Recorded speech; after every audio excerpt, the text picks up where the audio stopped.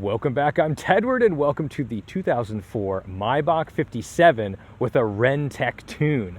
From the factory, this 5.5-liter V12 Biturbo, as Clarkson likes to say, came with 543 horsepower, 664 pound-feet of torque.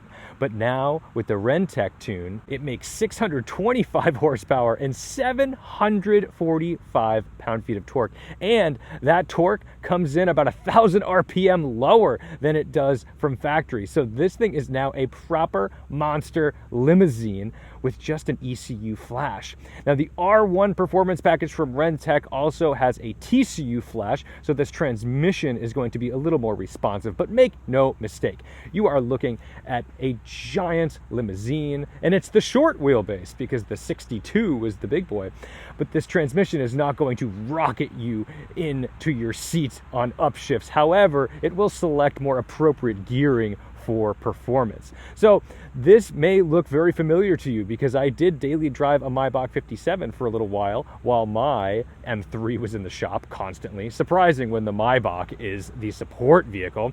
But this is actually a different car, same owner. So the owner of the other Maybach, you remember that car had a few small issues, but those few small issues cost a lot of money to repair. If you've got air struts that aren't working, if you've got seat backs that don't move, any accessories, it adds up. Even a soft closed door malfunction can be thousands of dollars. So we bought this car as a parts car. Yes, a parts car Maybach, because it would be cheaper to just gut and cannibalize this one to make that one perfect than to just order new parts. Well, turns out when this car came in, it looked really good. In fact, a lot better than anyone expected. Now, this car only has about 24,000 miles on it, so it should look pretty good.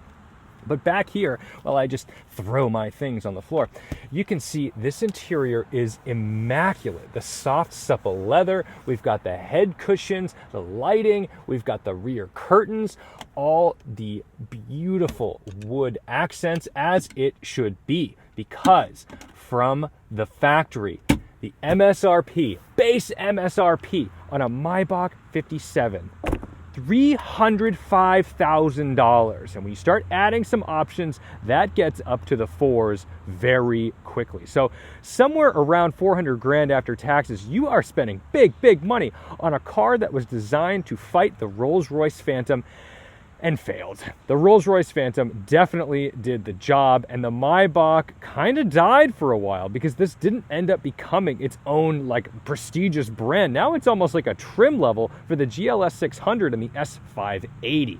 And while those are nothing to scoff at, this car was really an example of opulence and overkill when it came to design. Now there's door pockets galore, and it's barking at me because it thinks the key is in it, and it is not. But these seats are phenomenal. They do have massage functions. Let's hop in the back just so I can show you what that's all about. This one is the peasant spec. It does not have a champagne refrigerator.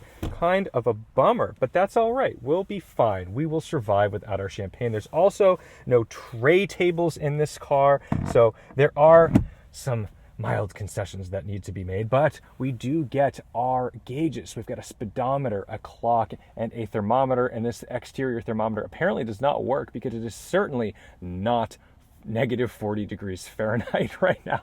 We've got these beautiful mirrors with nice wood trim as well. You can see my mug.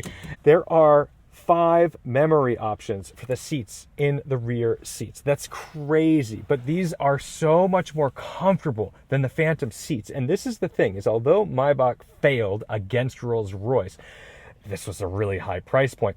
This car was ultra luxurious for the rear passengers, and although it does drive like an S-Class, the Phantom really sits in a class of its own. This does drive like an S-Class. As a passenger, I would much rather be in the back seat of the 57. Soft closed doors, of course. Let's take a look in the trunk. Automatic actuators, yes. Back here, plenty of room and, you know, usual stuff, but like a typical owner, preserving the floor mats in the trunk. We like that. And then under here, we've got a giant spare tire. We like that.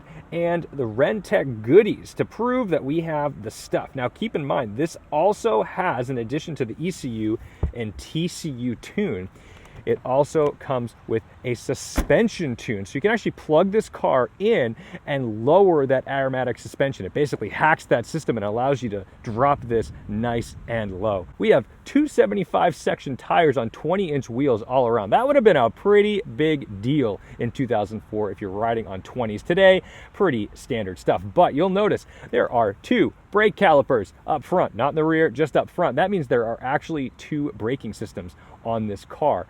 That's a safety thing because this is a brake-by-wire vehicle. So when you press that pedal, you are actually just telling a servo how much force to apply through that system. And they are 2 separate systems. So if one computer system fails and this caliper stops working, well, you've got a backup. So whenever you're using the brakes, you are using both calipers unless one system fails. And I'm sure there would be a barking mad computer message to let you know on the dashboard.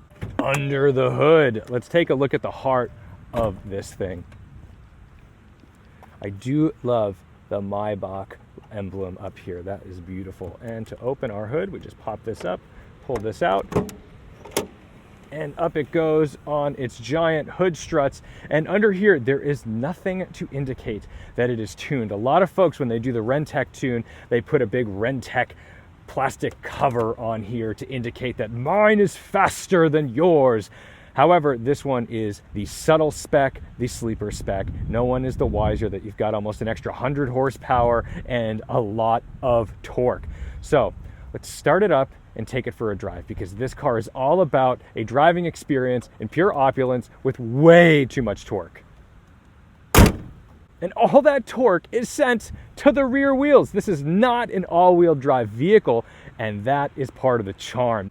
To start the Maybach, you can put that key in that ignition and turn it, but more excitingly, you can start it on the shifter with the engine start-stop button right here if it's in your pocket.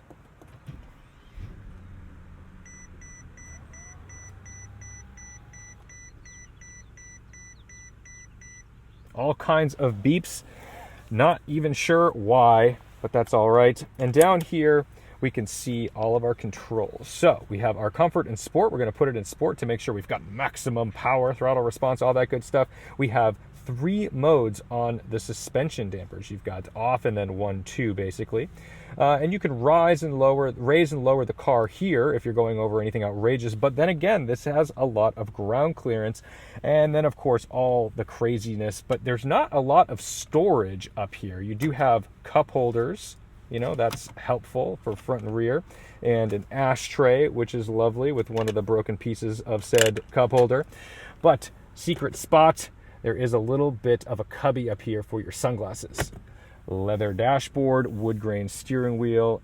Put up these windows and you can see that black frame because this is a 2-panel window for sound insulation. It's a very quiet ride. And then release our handbrake, our parking brake into drive. Oh, and away we go. So first, let's just experience the luxury of the Maybach, and then we'll go out and hoon it a little bit.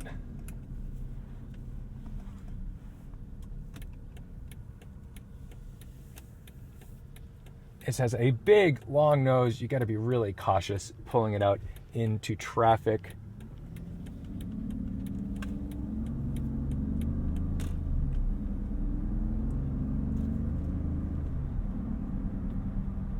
Currently in comfort mode. You notice that transmission takes a bit of time between those shifts. It is not lightning fast. This 5-speed had to be designed for a lot of torque and a lot of sustained torque, because you've got a basically 6,000-pound car that you're going to be holding at wide open throttle on the Autobahn.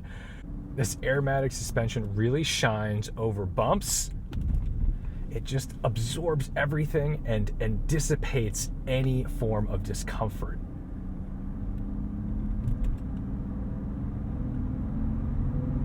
And then just a little bit of throttle rockets this thing. I mean, I can't believe that's 60 miles an hour. it didn't feel like 60 miles an hour. It absorbs all of it. And the wave of torque is just this constant thing. It's like a locomotive, because what you didn't notice was it wasn't a downshift and a red line hardcore shift. It just took it from like 1,000 RPM up to 60 miles an hour like nothing. Let's get it into sport mode and firm up this suspension.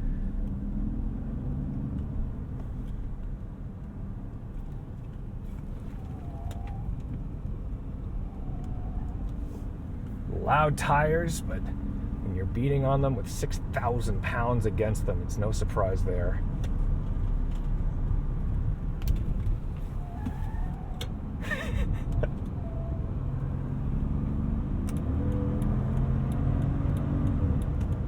This thing really boogies. It's pretty shocking how fast this is. Let's dip into the throttle at passing speed. So from about 55 miles an hour.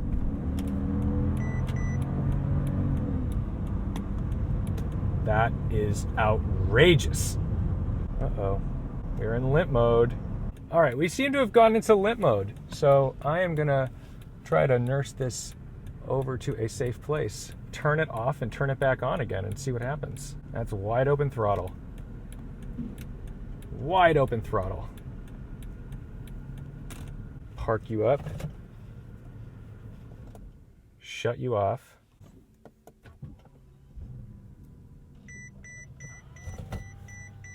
Do we have throttle? Yep. All right. So we have definitely experienced a fault in an old German car. Shocking, guys. Shocking.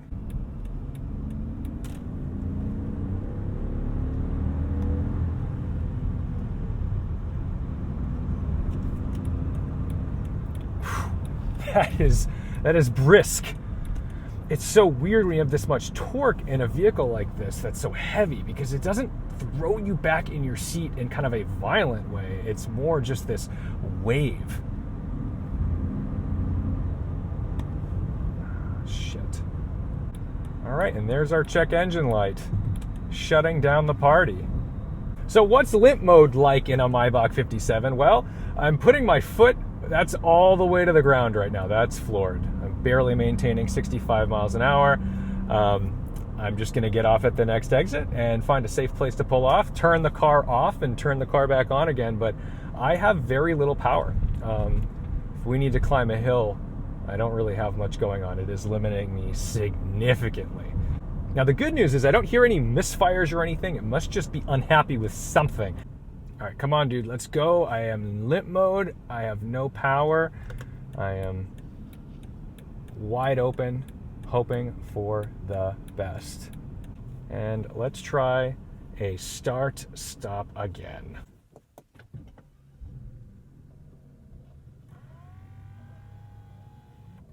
All right, this time we have a check engine light that has stayed on, but we have torque, we have power. Smash cut to a diagnosis. All right, so we got a limp mode error on the car when we went wide open throttle past the kickdown onto the highway. That is very frustrating, but the second time I did it, I got a check engine light, which is good because it gives me an indication of what's going on. And I didn't hear any misfires or rough running, so I wasn't that concerned about it from a mechanical standpoint, but something was definitely up. So I checked with my code scanner, just a basic code scanner, not some fancy Maybach thing, P0123, P0123, which is a throttle position sensor high output fault. So, you know, these are all very sensitive German things that when things go wrong, they preserve themselves. My M3 was very similar. So we're going to go out back on the highway and try this again. We're just not going to hit the kickdown switch, which is so frustrating because this car rips and it's fun. All right, back to the review. I don't know how much throttle I can give it before it's going to cut me off. So let's just feed it and see what happens.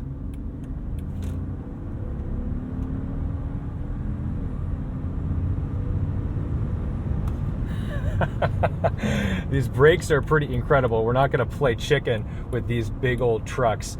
So we're going to let these guys do their thing and we'll merge nice and easy. You know, it's funny. Nobody seems to realize that highways give you merging lanes. People just stand on the brakes. You don't need to stop. You want to match the speed of the scary big trucks. You don't want to stop in front of them or behind them. But the beauty of this tune, despite that we're having issues with this throttle position sensor, is that all this torque comes in so low, so you don't have to wind it out. Of course, I want to wind it out, but let's say I'm limited. Let's say we're playing the game where, well, the Maybach's not designed to go red line to red line through every gear. You're not wrong.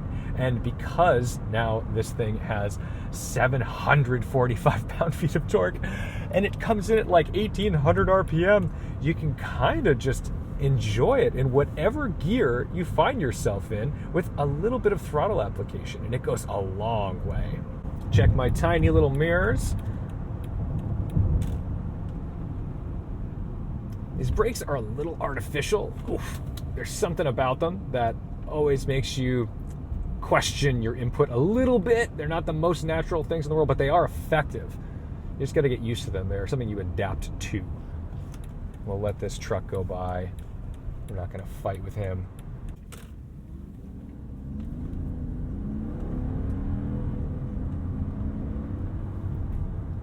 It gets off the line pretty quick, especially for rear-wheel drive. I'm shocked at how it puts the power down. You just put your foot in it.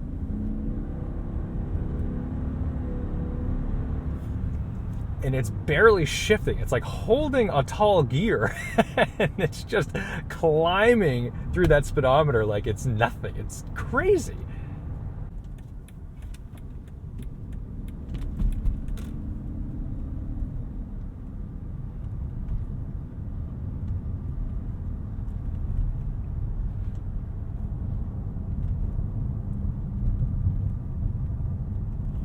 It's pretty fun to drive on some tight back roads as well. Not because you can, chuck it into a corner, but because it's still precise enough. I do have a thing about luxury cars. I've always loved driving like a Grand Marquis or a Crown Victoria. I like cars that have some pitch and dive and that you're managing just an immense amount of weight with the car. Obviously, those don't make for like sports cars, but they do make for a fun driving experience that I'm not particularly used to because I've never really owned anything quite that large unless you count my M5.